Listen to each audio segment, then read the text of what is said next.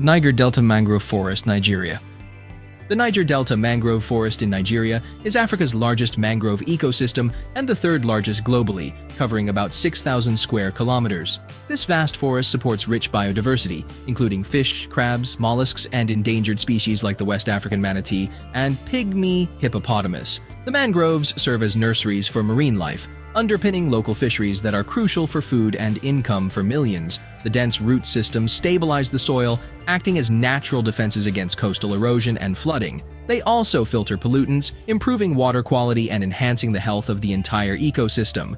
Unfortunately, the Niger Delta mangroves face significant threats from decades of oil exploration and extraction.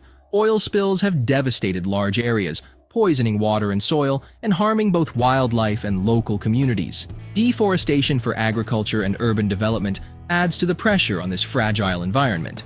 Conservation initiatives are being implemented to restore and protect the mangroves. Efforts include cleanup operations, reforestation projects, and promoting sustainable resource use. Preserving this ecosystem is crucial not only for environmental reasons, but also for the well-being and economic stability of the region's inhabitants.